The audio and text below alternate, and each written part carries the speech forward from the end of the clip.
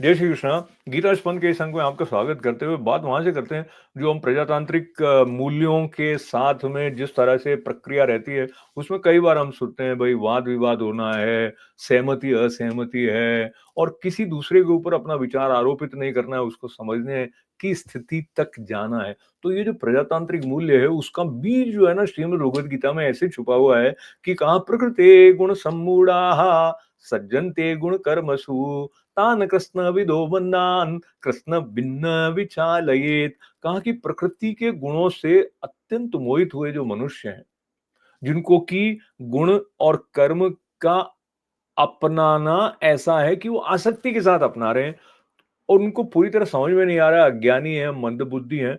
तो लेकिन जो पूरी तरह जान गया है, जिसने पूरी तरह स्पष्टता को प्राप्त कर लिया है, वो उनको विचलित ना करे। तो उनको विचलित नहीं करने का मतलब क्या है कि वो जिस तरह से आचरण कर रहे हैं, उससे अगर उनको थोड़ा-थोड़ा जबरन ये बताया जाएगा कि इस तरह कर्म करना ठीक नहीं, तो संभव है कि वो कर्म करना ही छोड़ दें। तो इस तरह से जो आलस्य के वशीभूत न हो जाएं, इसकी सावधानी रखना आवश्यक है।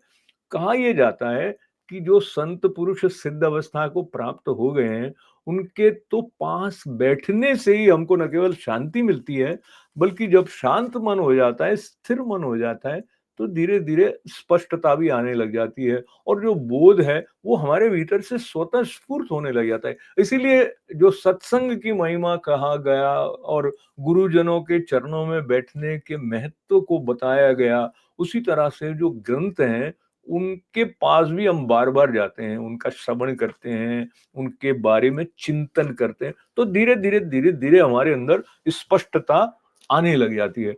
स्पष्टता आने के बाद में सबसे बड़ा लाभ ये है कि हम कर्म के बंधन में बंधते नहीं हैं, क्योंकि हमें यह स्पष्ट हो जाता है कि जो गुण है वो गुणों में बरत रहे हैं और करने वाला मैं नहीं हूं।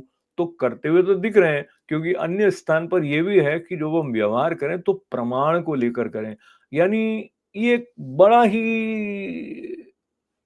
रोचक सा स्थान है। ये एक संतुलन बनाए रखने की आवश्यकता होती है कि भाई बाहर से कैसा है, क्या है। और एक होता है मिथ्याचारी, लेकिन एक होता है समझदार है। तो समझदार को भी पता है कि मैं आचरण कर रहा हूँ ये पूर्णतः सत्य नहीं है, ये सपना के जैसा है, पर इसके द्वारा जो स्वांग रचा जा रहा है और कोई छल करने के लिए जो स्वांग रच रहा है, वो दोनों में अंतर है। आप तो समझदार हैं। तो बहुत सारा धन्यवाद, मंगल कामनाएं।